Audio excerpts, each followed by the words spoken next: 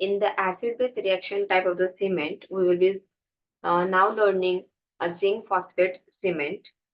So the cements are mainly, the zinc phosphate cements are mainly used in two consistencies, that is the luting consistency and the restorative consistency. That is both, first one is for the lute the crown or cement the crown, and second is as a thermal insulating base, or it can be used also as an intermediate restorative material. For the second year point of view, zinc phosphate cement is very, very important because it is coming you as a long answer question also, short answer questions also, not only in theory but also in the practical.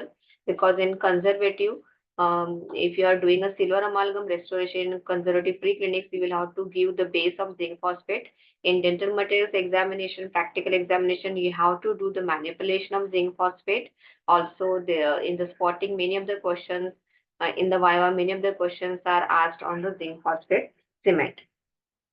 So this you should know everything about the zinc phosphate cement. Now, what are the another names? What are the synonyms used for this cement? The first is the zinc cement, then zinc improved cement, zinc oxyphosphate cement, crown and bridge cement, and Harvard cement. Now, in the introduction, it is the oldest luting cement, means since many years it is used as a luting cement, and it is considered as a gold standard.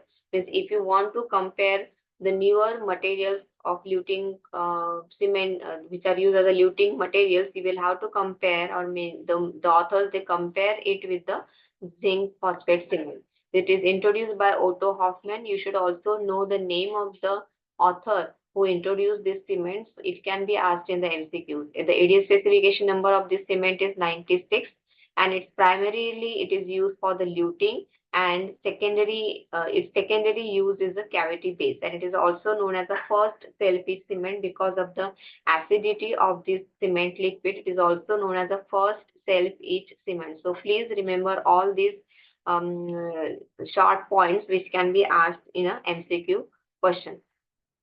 So it is a, yes, it is a reaction wise, it is acid base reaction type of the cement. It is a non-tooth colored cement. It is mechanically adhering to the tooth. It is not giving you chemical adhesion, and the pH of the cement liquid is moderate.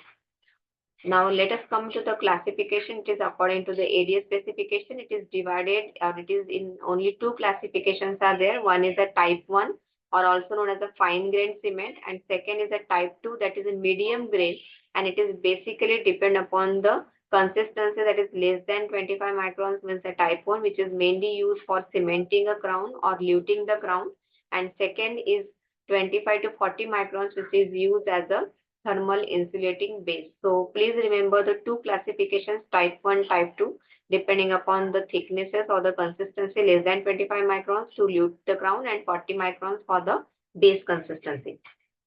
Now, how the material is supplied. It is supplied, you all know, powder and liquid in separate bottles. That is a Harvard cement, most common. It is, you must have seen it when you are doing your dental material classes. And second is the capsules, which contains the pre-proportion powder and the liquid.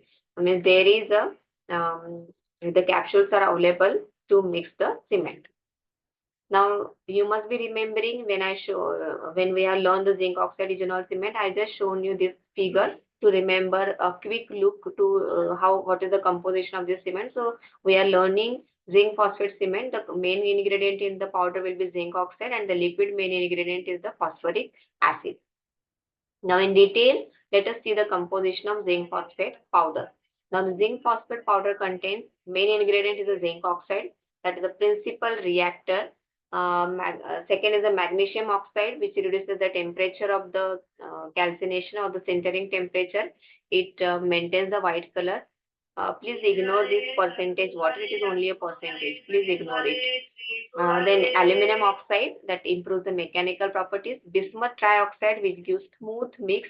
Barium oxide, mainly it is the role of it is the radio opacity. I hope you know what is radio opacity. Radio opacity means when you take the radiograph of the tooth, and if it is restored with the zinc phosphate cement, it will look a white in color, so that you can compare it with the pulp and the and the any restorative material. So it looks white in the X-rays. Then silicon dioxide act as a filler. Now, the manufacturing process of this powder is the sintering process. Now, what do you mean by sintering process? Sintering is the method where the powder ingredients are sintered at a temperature between 1000 to 1300 degrees Celsius. And after this heating, the fused sintered mass is again finely ground and it is again reheated to 800 to 1000 degrees Celsius and it is sewed very finely for the required particle size. So this way, the powder is manufactured. So the process of manufacturing of zinc phosphate powder is the sintering process. Now let's come to the composition of the liquid. The liquid composition main ingredient will be phosphoric acid, which is the reactive ingredient. Second is the water, which controls the rate of reaction. Third is aluminum or zinc phosphate, which stabilizes the pH of the liquid. Second last is the aluminum, which gives cohesiveness to the mix, and zinc is the moderator of the reaction. So these are the different components of the zinc phosphate liquid. Many times the spotting question is asked that write down the main ingredient of this cement liquid. So you should know the main ingredient of zinc phosphate liquid, that is the phosphoric acid. Now let us come to the setting reaction. So setting reaction is also very simple. Um, when we take the powder, we will see in detail how the manipulation is done in the manipulation slide. Now first we will see the setting reaction. So when we mix the zinc oxide powder with the liquid, what happens? The liquid attacks, that is the phosphoric acid attacks the zinc oxide powder and there is a release of zinc ions. Now the aluminium which are present in the liquid, they form complexes with the phosphoric acid and these complexes combines with the zinc ions which is released to form amorphous gel matrix that is made of zinc aluminum phosphate plus water and there is a release of heat. This is very, very important that the heat is released. That means this is an exothermic type of reaction. So acid attack, phosphoric acid attack the zinc oxide powder, zinc ions will be released. Then the aluminum which is present in the liquid, they forms complexes and there is a formation of zinc aluminum phosphate gel and heat is released. So the microstructure is again very simple to draw. That is, you will have to draw the core and the matrix. So the core is made of unreacted zinc oxide powder, same as that we have seen in zinc oxide eugenol cement. And the matrix will be changed. There it was zinc eugenolate. Now here it is a zinc aluminum phosphate gel.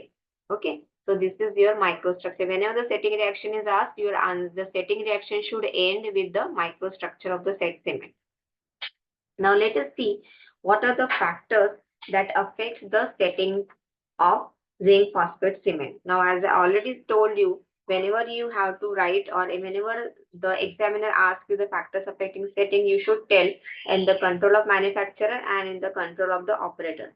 Now, what is there in the control of manufacturers means when the manufacturer is manufacturing your zinc phosphate cement, he has control on the sintering temperature, he is having control on the particle size of the powder, then the addition of the accelerators or the retarders or the buffering agent. So that these points only you will have to write. First one is the sintering temperature. Means if the sintering temperature will be high, the cement will slowly it will set. There will be the reaction will be setting reaction more slow and cement will set. Then the particle size, finer the particle size, the faster the cement will set. The addition of the water, that is small amount of the water will act as an accelerator and it will accelerate the setting reaction. Then the buffering agent will retard the rate of reaction. So these are all the factors which are under the control of manufacturer. Now what are the factors which are under the control of operator? What is in our hand? First is the temperature of the glass slab. That is, higher the temperature, shorter is the setting time. Cool the temperature, longer will be the setting time. Then second is the powder liquid ratio. That is, higher the powder liquid ratio, faster the setting time. Lower the powder liquid ratio, slow down the setting time. Then rate of addition of the powder. This is very, very important in case of the zinc phosphate cement. If you are adding the powder increment slowly down, means if you are slowly adding increment wise powder into the liquid, it will longer the setting time.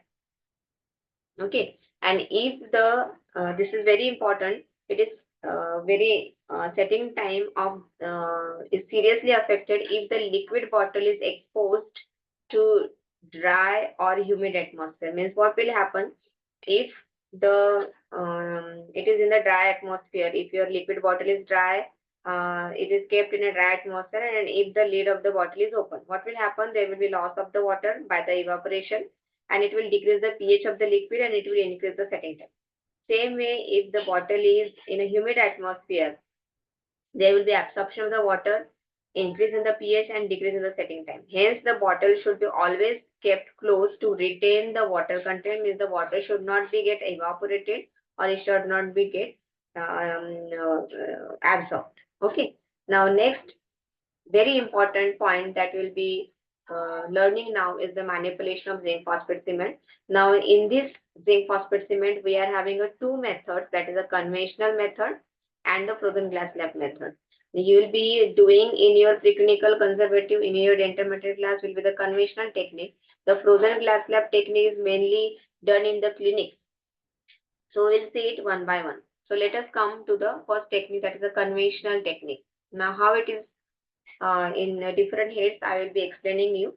So you will be using here a mixing glass slab. We cannot use paper mixing pad because as we know the reaction is exothermic reaction.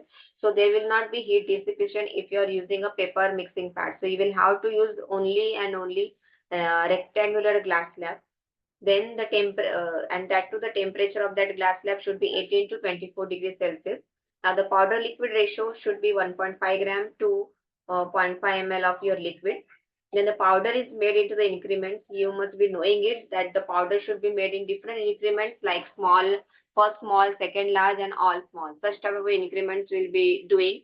Then the care of the liquid that we have just I have explained you how the water loss and water absorption occur, and that will affect the setting. So you should take care of the liquid.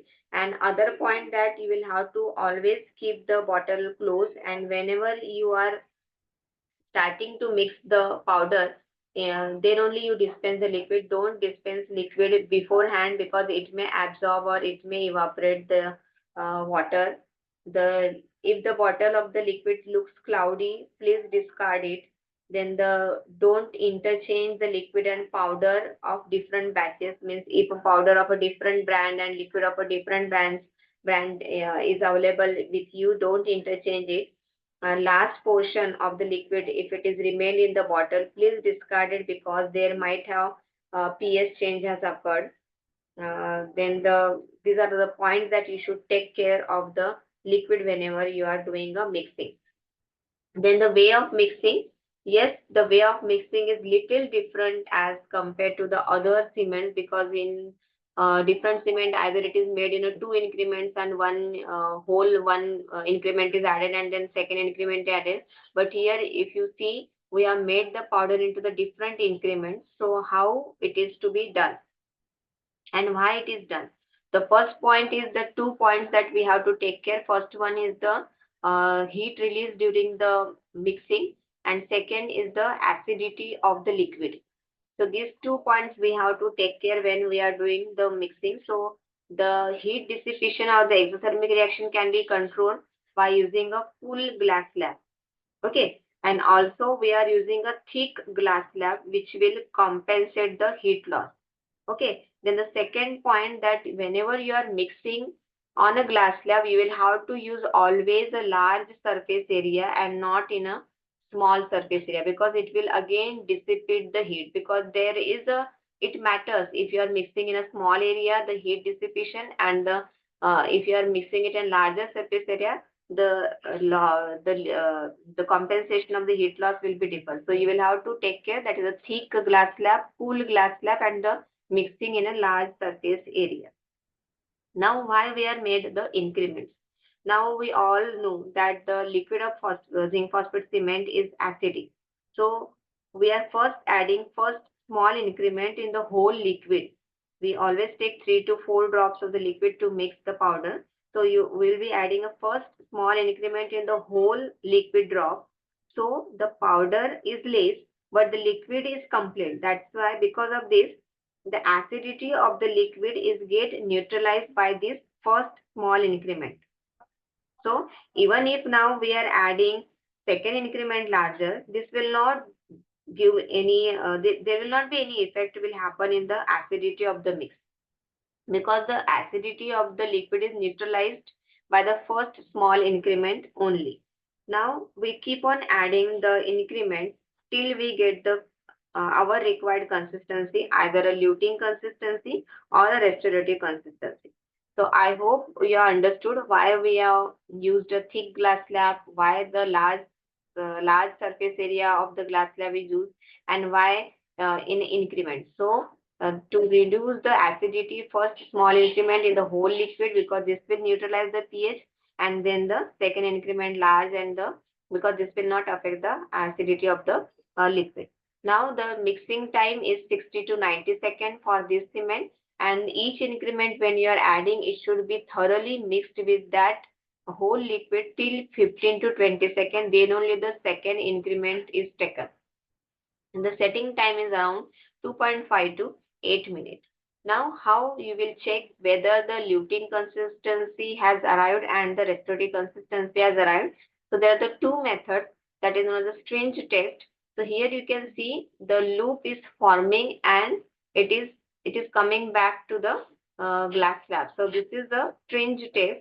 So this means your luting consistency has arrived. And second is the hook bend test, means the strings is pulled out but it is breaking down, means this will not coming back to the glass slab. So this is your respiratory consistency has arrived. But still, after this consistency, you add little increment more, so that it will not stick to your fingers or your instruments. It is very easy to condense in the cavity to give a base below the silver amalgam. In now, how much should be this strain should be? So I have seen different books and the literature. Some says it should be 16 to 19 millimeters of this range. Some says it is 30 to 35 millimeters. So in an average, we can take at least 2 centimeter of this range should be to use it as a luting consistency. Now, what is the frozen glass slab method? Now, as the name suggests, frozen means it must be very much cooled down. Frozen means it is related with the refrigeration. Okay, so the main objective of this method is to increase the working time of your mix. So here the again you will be using the same glass slab will be there, rectangular glass slab, but the temperature of the glass slab will be either a 6 degrees Celsius, or it is kept in a freezer at minus 10 degrees Celsius. Again, the powder is added in the increments only. Okay, and because of the cool temperature of the glass slab, more amount of the powder is incorporated, because we are getting the moisture from the condensed water on the cool glass slab. So around 50 to 75% of the more powder is added than the normal technique, that is a conventional method. So the working time is increased, that is 4 to 11 minutes, and the setting time is shortened by 20 to 40 second percentage. So the advantages we are getting: increase in the working time, decrease in the setting time, and more greater powder liquid ratio is achieved, but the mechanical properties will remain the same. Now, where it is applied, where it is indicated, so this is mostly used in orthodontic cases, where you have to do the orthodontic band cementation in almost all the teeth. So instead of mixing again and again the same cement, you just mix at a time, and you just lute all the bands, and then one by one you can do the luting of the orthodontic bands with the same mix. So you don't have to mix again and again the cement. Then the second one application is where we are having a multiple bridges. In multiple bridges means, or a full mouth restoration of the bridge is done. So in that case also, it is very difficult to lute, to mix again and again and lute the bridges. So you can do one-time mix and use the same mix to lute the multiple unit of the crown. So these are the two applications, that is orthodontic band cementation multiple and the multiple bridges or a full mouth bridge cementation. So this is all about the mixing method, that is the conventional method, and the frozen glass slab method. Now, if up to this portion, the question that are asked is, yes, of course, that is the composition, and then the manipulation of the zinc phosphate cement, the two techniques of manipulation, frozen glass slab and the conventional method, and the properties that has been remained, properties, indications, the modifications form of zinc phosphate cement, we will see in the second part of the zinc phosphate cement. So I am just ending here, and we'll just see in the second part the rest of the properties, the rest of the things related to the zinc phosphate cement.